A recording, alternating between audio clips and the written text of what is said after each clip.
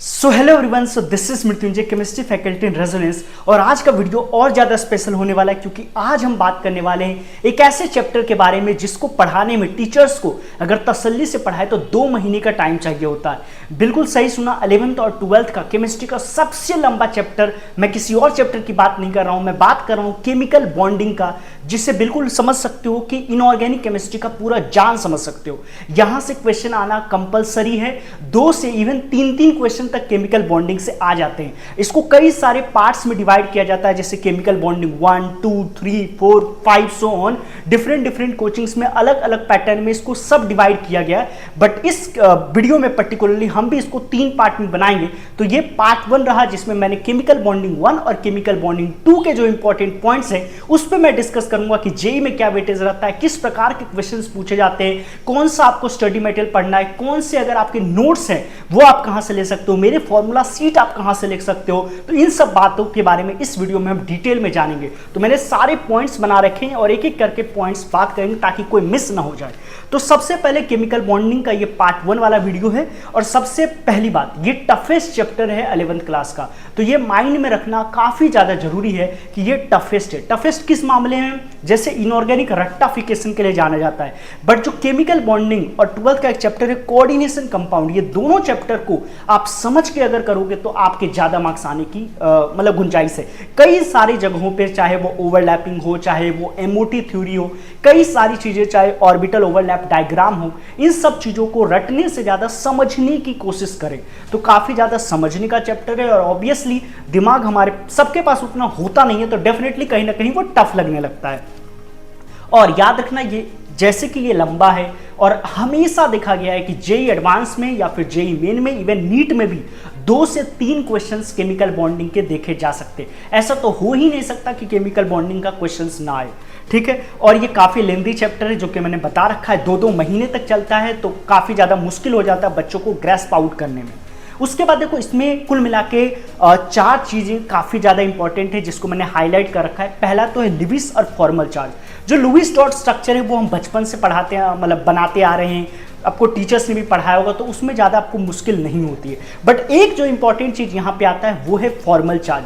वैसे formal charge का भी कुछ खास हार्ड नहीं होता, एक फॉर्मूला है, उसी को आपको लगाना होता है, जो कि मैंने क्लास वगैरह में बता रखा है। तो काफ़ी आसान ही, अगर आपको स्ट्रक्चर बनाने आता है, अगर आपको बॉन्ड्स देखने आते हैं और लोन पेयर्स देखने आते हैं तो ये आसानी हो जाता है। उसके बाद है वीबीटी, वैलेंस बॉन्ड थ्योरी, नाम से ही पता चल रहा वैलेंस। तो कुल मिला के ऑर्बिटल ओवरलैप होती है और जो वैलेंस इलेक्ट्रॉन्स होती है वो मर्ज आउट होकर के जब बॉन्ड बनाती है तो इसको वीबीटी बोलते हैं। सबसे पहले वीबीटी आया था, उसके बाद मतलब लुईस डॉट स्ट्रक्चर सबसे पहले, उसमें कुछ फेलियर्स आए थे या उसको हटा करके फिर वीबीटी लाया गया।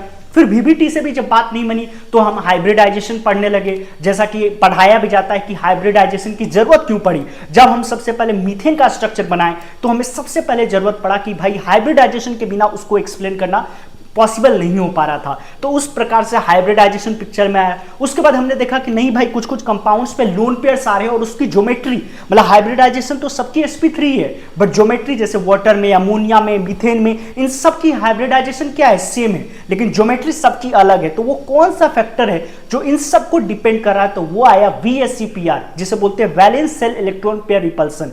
जो लोन पेयर्स हैं उसके चलते इफेक्ट आता है, जिसके चलते ये सब कुछ होता है। तो ये भी काफी ज्यादा इंपॉर्टेंट। तो ये सेगमेंट जो है, और एक लास्ट में और सेगमेंट है जिसे हम बोलते हैं बॉन्ड पैरामीटर्स, जिसमें बॉन्ड लेंथ आ सकते हैं, वो रेजोनेंस वाला बॉन्ड ऑर्डर आ सकता है, उसके बाद बॉन्ड एनर्जी आ सकती है ना। काफी इंपॉर्टेंट है ये सारे। तो ये सारे सेगमेंट्स हैं जो कि आपको ध्यान में बिल्कुल रखना है जब आप केमिकल बॉन्डिंग का पार्ट 1 पढ़ रहे हो, ठीक है। या इस वीडियो में मैंने इस पे कुल मिला के फोकस किया है। इसमें से जो वीबीटी वाला और हाइब्रिडाइजेशन, ये काफी ज्यादा इंपॉर्टेंट है, इससे तो क्वेश्चंस आएगा ही आएगा। उसके बाद सबसे पहली बात है, ये एक लॉजिकल चैप्टर है, तो इसको रट्टा मारने की कोशिश मत करो। कुछ जगहों पे रट्टाफिकेशन काम चल जाएगा, जैसे हाइड्रोजन बॉन्डिंग वाला में, फाजान्स रूल वाले में, बट सब जगह अगर आप रट्टाफिकेशन करोगे, अगर ओवरलैपिंग वगैरह में रट्टाफिकेशन का सोचोगे कि जेड एक्सिस ये है तो एक्स वाई किधर होगा, तो काफी ज्यादा तुम्हारे लिए मुश्किल हो सकता है चैप्टर। दूसरा है, बेसिक्स क्लियर होने चाहिए, चाहे वो लुईस डॉट स्ट्रक्चर छोटा सा चीज हो, चाहे वो फॉर्मल चार्ज हो, चाहे वो स्ट्रक्चर किस प्रकार से बनती है, तो इसके अगर आपके बेसिक्स क्लियर हैं तभी आप पूरी की पूरी इमारत बना सकते हो। क्योंकि चैप्टर काफी लंबा है, तो अगर बेसिक्स क्लियर नहीं है तो बार बार टीचर आपको रिकॉल नहीं करा सकते हैं, ठीक है। और ओवरलैपिंग हो गया, लुईस डॉट स्ट्रक्चर्स हो गया, ये सब तो काफी ज्यादा इंपॉर्टेंट है। अगर मॉलिक्यूल्स के शेप एंड ज्योमेट्री की बात करें तो ये भी काफी ज्यादा इंपॉर्टेंट होता है कि मॉलिक्यूल्स के शेप आपको याद होने चाहिए, मॉलिक्यूल्स के ज्योमेट्री आपको याद होनी चाहिए, तो ये काफी ज्यादा इंपॉर्टेंट। जो नेक्स्ट सेगमेंट है जो काफी ज्यादा इंपॉर्टेंट है वो है रिवीजन, कि जब आप केमिकल बॉन्डिंग 4 में पहुंचे हो तो केमिकल बॉन्डिंग 2, केमिकल बॉन्डिंग 1 ये सब आपको याद होना चाहिए। तो रिवीजन का काफी ज्यादा इंपॉर्टेंस बढ़ जाता है जब चैप्टर इतना ज्यादा लंबा हो।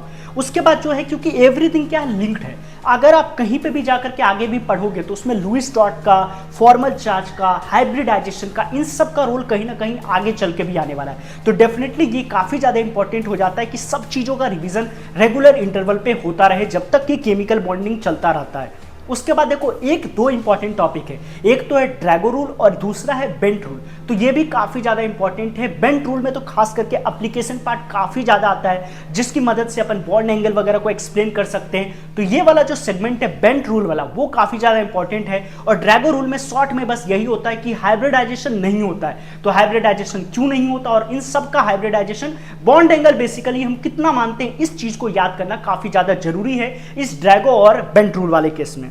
उसके बाद देखो सबसे लास्ट और सबसे इंपॉर्टेंट सेगमेंट पे हम आते हैं कि रिसोर्सेज भैया आप बताओ कि हमें कहां कहां से पढ़ना है। तो सबसे पहले तो नोट्स आपके पास बेस्ट वाला होना चाहिए। मेरा खुद का भी नोट्स है जो कि बेस्ट है, तो इसका जो लिंक होगा वो डिस्क्रिप्शन में होगा, जहां से आप मेरे वेबसाइट पे जा सकते हो या फिर ऐप स्टोर पे भी मेरा खुद का ऐप है, वहां से आप नोट्स चेकआउट कर सकते हो। उसके बाद देखो शॉर्ट नोट्स भी काफी ज्यादा इंपॉर्टेंट है, सिंस कि इतना बड़ा चैप्टर है, पता नहीं एक एक कॉपी पूरा भर सकता है आपके नोट्स से ही, तो डेफिनेटली उसको शॉर्ट एंड समराइज करना काफी ज्यादा जरूरी है। तो मेरे खुद के भी शॉर्ट नोट्स हैं जो कि मेरे ऐप पे और मेरे वेबसाइट दोनों पे अवेलेबल, तो you can check out that, link in bio और लिंक इन डिस्क्रिप्शन।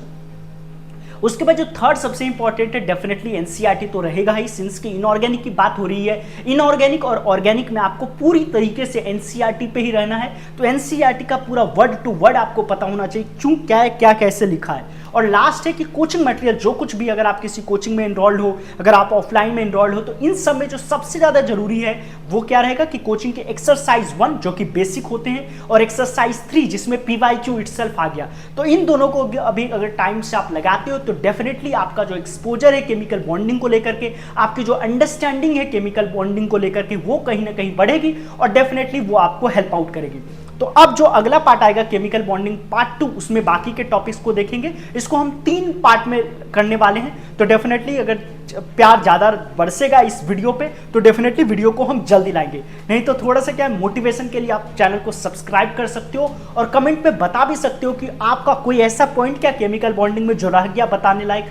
ठीक है, तो मिलते हैं किसी नेक्स्ट वीडियो में। चैनल पे नए हो तो प्लीज सब्सक्राइब कर दो और पुराने हो तो प्लीज लाइक करो और कमेंट भी जरूर कर देना कि वीडियो कैसी लग रही और ये वाली सीरीज आपके लिए हेल्पफुल है या नहीं। और हाँ, एक चीज बहुत इंपॉर्टेंट, अगर वीडियो के आप इस एंड तक आ गए हो तो हमारा खुद का जेईई मेंटरशिप चल रहा है जिसको आप इनरोल कर सकते हो, जिसमें आपको सारे शॉर्ट नोट्स मिल जाएंगे, सारे कोचिंग मटेरियल्स मिल जाएंगे और भी बहुत कुछ है। आपको पर्सनल मेंटरशिप मिलेगी, पर्सनल डाउट सेशंस मेरे साथ मिलेगा, एनसीईआरटी लाइन बाय लाइन मिलेगा, तो काफी कुछ है। तो इसे जरूर चेकआउट कर सकते हो और जल्दी से जल्दी इनरोल करो, बिकॉज अभी हेवी डिस्काउंट्स मिल रहा है। डिस्काउंट्स के लिए आप मुझे मेल कर सकते हो या फिर अपना जो पिन कमेंट होगा उससे भी चेकआउट कर सकते हो। तो मिलता हूं किसी नेक्स्ट वीडियो में। Okay bye, thank you.